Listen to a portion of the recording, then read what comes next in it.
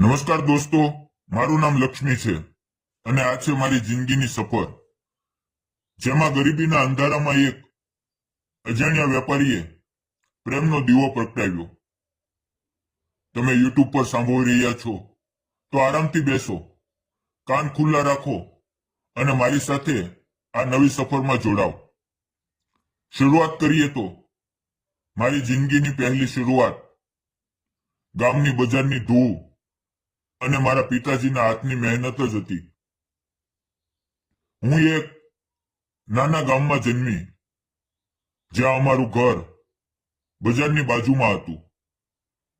એક નાની દુકાન જેવું, જ્યાં પિતાજી શાકભાજી વેચતા, મમ્મી ઘર સંભાળતી અને હું નાની ઉંમરથી જ તેમને મદદ કરતી. ક્યારેક શાકભાજી સાફ કરતી, ક્યારેક ગ્રાહકોને વજન કરીને આપતી. અમે ગરીબ હતા, પણ બજારની ચહલ પહલમાં અમારી જિંદગી રંગીન હતી. પિતાજી કહેતા, લક્ષ્મી, જીવનમાં મહેનત અને વિશ્વાસ હોય તો બધું મળી જાય. અમે રાત્રે દુકાન બંધ કરીને ઘરે આવીએ, એક જ થાળીમાં જમીએ. ત્યારે પિતાજી બજારની વાતો કહેતા. કોઈ ગ્રાહકે કેવી રીતે ઉધાર લીધું, કોઈએ કેવી રીતે વખાણ કર્યા. ગરીબીમાં પણ અમને લાગતું કે અમે ખુશ છીએ, કારણ કે બજારમાંથી આવતા તાજા ફળો અને લોકોના હાસ્યમાં જ અમારી દુનિયા હતી. મારા 22 વર્ષની ઉંમરે લગ્ન થયા. મારા પતિ, જેમને હું જાનુ કહેતી, તેઓ પણ બજારમાં જ નાની દુકાન ચલાવતા, કરિયાણાની દુકાનનો વેચતા. સાદા માણસ, હંમેશા હસતા અને તેમની આંખમાં મારા માટે અપાર વિશ્વાસ. અમારા લગ્ન પછી અમે બજારની બાજુમાં જ એક નાની દુકાન અને તેની ઉપરનો ઓરડો લીધો. સવારે દુકાન ખોલીએ, ગ્રાહકોને સામાન આપીએ અને સાંજે બંધ કરીને ઉપર જઈએ. તેઓ કહેતા, લક્ષ્મી, આપણી દુકાન નાની છે, પણ આપણો પ્રેમ મોટો છે. એક દિવસ આપણે મોટી દુકાન ખોલશું. હું તેમને મદદ કરતી, હિસાબ રાખતી, વસ્તુઓ વ્યવસ્થિત કરતી. અમારી જિંદગીમાં ગરીબી હતી, પણ વેપારની ચહલ-પહલ અને એકબીજાના સાથમાં અમને લાગતું કે અમે સૌથી ધનિક છીએ. ક્યાંક રાત્રે અમે દુકાનની છત પર બેસીને તારા જોતા અને તેઓ મને વચન આપતા કે તેઓ મને ક્યારેય એકલી નહીં છોડે. 3 વર્ષ પછી ભગવાને અમને પહેલી ખુશી આપી. અમારી દીકરી પ્રિયાનો જન્મ થયો. પ્રિયા અમારી સૌથી પ્રિય બની ગઈ. તેના નાના હાથમાં દુકાનના નાના પેકેટ પકડીને તે રમે તો લાગે કે આખી બજાર અમારી છે. હું તેને ગળે લગાવીને ગીતો ગાતી અને તેના પિતા તેને દુકાનમાંથી નાના બિસ્કિટ આપીને રમાડતા. અમારી જિંદગીમાં હવે અમે 3 જણા હતા અને અમે દુકાનમાં કાઉન્ટર પાછળ જ એક નાનો કોટો બનાવીને તેને સુવડાવતા. હવે અમે વધુ મહેનત કરવા લાગ્યા. તેઓ વહેલા ઉઠીને માલ લાવતા અને હું દુકાન સંભાળતી, જેથી પ્રિયાને સારું ભવિષ્ય આપી શકીએ. પણ મિત્રો, જિંદગી ક્યારેક એવો વાંક લે છે. પ્રિયાના જન્મ પછી માત્ર 1.5 જ વર્ષ થયા હતા કે એક દિવસ મારા પતિને બજારમાંથી માલ લાવતા એ સમયે ગંભીર અકસ્માત થયો. એક ટ્રક તેમને અડી ગયું અને એક પળમાં બધું ખતમ થઈ ગયું. હું 25 વર્ષની ઉંમરે વિધવા બની ગઈ. તે દિવસની યાદ આવે તો આજે પણ મારું હૃદય ધ્રુજી ઉઠે છે. હું તેમના શરીર પાસે બેસીને રડતી રહી અને પ્રિયા તેના નાના હાથમાં મારા આંસુ લૂછતી, જાણે કહેતી હોય, મમ્મી, હું છું ને. પણ બજારની ચહલ-પહલ અચાનક શાંત થઈ ગઈ.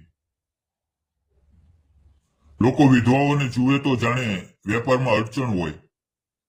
કેટલાક ગ્રાહકો કહેતા, બિચારી લક્ષ્મી, હવે દુકાન કેમ ચાલશે?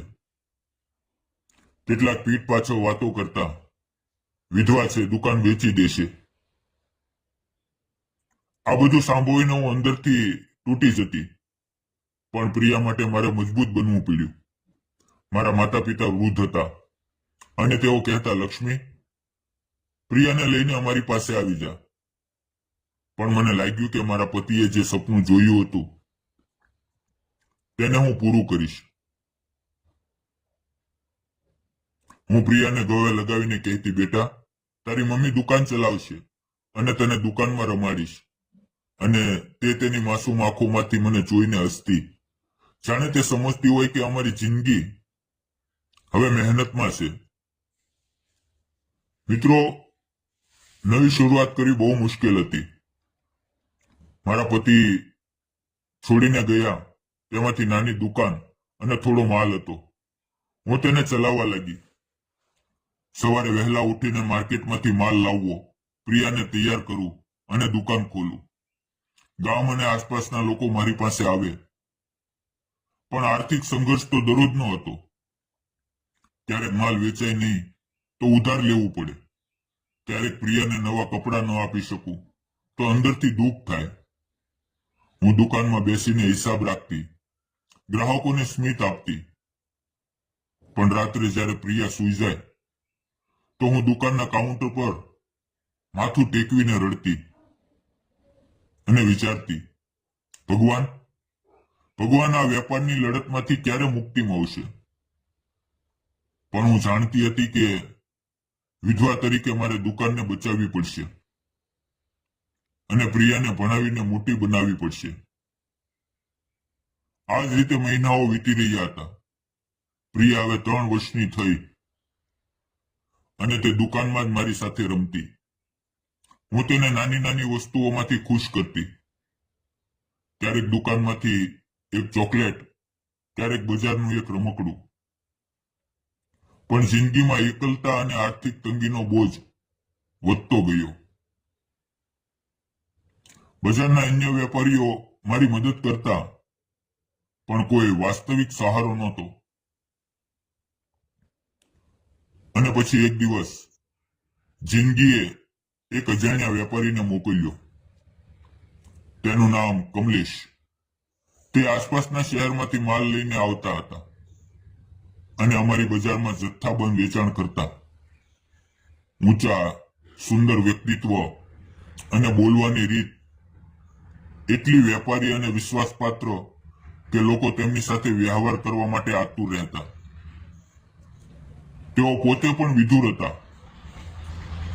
તેમની પત્ની કેટલાક વર્ષ પહેલા અકસ્માતમાં ગુજરી ગયા હતા અને તેમની એક દીકરી શહેરમાં ભણતી હતી. તેઓ વેપારમાં વ્યસ્ત રહેતા, પણ તેમની આંખોમાં એક અજાણી ઉદાસી હતી. એક દિવસ તેઓ મારી દુકાન પાસે આવ્યા અને માલ આપવા. તેઓ કહે, તમારી દુકાનમાં કિરાણાનો માલ જોઈએ છે? હું સારા ભાવે આપીશ. હું ચોંકી ગઈ, કારણ કે તેઓ મારી પરિસ્થિતિ જાણતા હતા. બજારમાં વાતો ફેલાય છે, પણ તેણે માલ આપ્યો અને કહ્યું, લક્ષ્મી, તું એકલા દુકાન ચલાવે છો તે જોઈને માન થાય છે. જો કંઈ જરૂર હોય તો કહેજો. તેમના શબ્દોમાં વેપારી ચતુરાઈ સાથે માનવતા હતી. ધીરે ધીરે કમલેશ અમારી દુકાનના નિયમિત સપ્લાયર બની ગયા. તેઓ અઠવાડિયે એકવાર આવતા, માલ આપતા અને મારી સાથે વેપારની વાતો કરતા. તેઓ મારી પરિસ્થિતિ જોઈને મદદ કરવા લાગ્યા. ક્યારેક માલ ઉધાર પણ આપતા, ક્યારેક સારા ભાવે, જેથી મારી દુકાન ચાલે. તેઓ પ્રિયા સાથે રમતા, તેને નાના પેકેટ આપતા અને કહેતા, બેટા, તારી મમ્મી બહુ મહેનતુ છે, તું પણ વેપારી બનજે. હું કહેતી, તમે આટલી મદદ કેમ કરો છો? તેઓ હસીને કહેતા, લક્ષ્મી, વેપારમાં વિશ્વાસ હોય તો બધું ચાલે, અને તમારામાં વિશ્વાસ છે. તમે નિષ્ઠાથી દુકાન ચલાવો છો. તેઓની મદદથી મારી દુકાન વધવા લાગી. તેઓ મને વેપારની ટિપ્સ આપતા. કયો માલ વધુ વેચાય, કેવી રીતે ગ્રાહકોને આકર્ષવા. હવે ધીરે ધીરે અમારી વચ્ચે એક અજાણી નજીકતા ઊભી થઈ. તે મારા સંઘર્ષની વાતો સાંભળતા અને કહેતા, લક્ષ્મી, તમે વિધવા છો, પણ તમારી હિંમત વેપારીઓને પણ શરમાવે છે. મને લાગતું કે આ માણસ વેપાર સાથે એક નરમ હૃદય છે. એક વરસાદી સાંજે જ્યારે બજારમાં પાણી ભરાઈ ગયું અને ગ્રાહકો ઓછા હતા, કમલેશ આવ્યો. તેઓ આજે થોડા અલગ લાગતા હતા. પ્રિયા દુકાનમાં સૂતી હતી. મેં પૂછ્યું, કમલેશ, આજે માલ નથી લાવ્યા? તેઓ ધીમેથી બોલ્યા, લક્ષ્મી, હું તમારી બહુ ઇજ્જત કરું છું. તમે જે રીતે દુકાન અને પ્રિયાને સંભાળો છો તે જોઈને મનમાં વિશ્વાસ જન્મ્યો છે. હું શાંત રહી.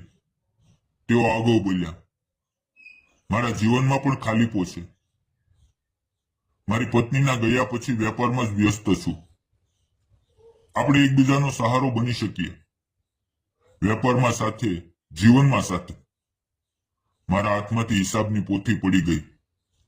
તેઓ કહેતા ગયા, લક્ષ્મી, હું તારી સાથે લગ્ન કરીને, પ્રિયાના પિતા બનીને અને તમારી દુકાનને મોટી બનાવીને સહારો આપીશ. મારા હૃદયમાં વરસાદ જેવી લાગણીઓ વરસી. મેં કહ્યું, કમલેશ, હું વિધવા છું, ગરીબ દુકાનદાર. સમાજ અને બજાર શું કહેશે? તેઓ હસ્યા. લક્ષ્મી, વેપારમાં વિશ્વાસ હોય તો સમાજ પણ સ્વીકારે, અને અમારો પ્રેમ વેપાર જેવો નિષ્ઠાવાન છે.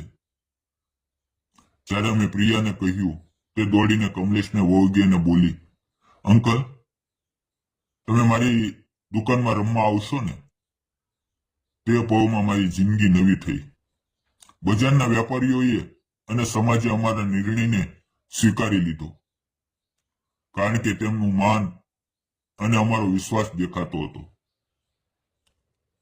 સરળ રીતે અમારા લગ્ન થયા અને હવે કમલેશ મારા પતિ છે, પ્રિયાના પિતા અને અમારી દુકાનના ભાગીદાર. તેઓ કહે છે, લક્ષ્મી, હવે આપણી દુકાન મોટી થશે અને આપણો પ્રેમ પણ. દોસ્તો, આ વાર્તા છે વેપાર અને વિશ્વાસની, જ્યાં ગરીબી, વિધવાપણું અને દુકાનના સંઘર્ષ વચ્ચે પ્રેમ મોવ્યો. સમાજે સ્વીકારી લીધું અને જીવન એક નવો વેપાર બન્યો. જો તમને આ વાર્તા ગમી હોય તો લાઈક, શેર અને સબસ્ક્રાઇબ કરજો. ફરી મળશું આવતીકાલે એક નવા વિડીયોમાં. ત્યાં સુધી આવજો. વિડીયો પૂરો જોવા બદલ આપ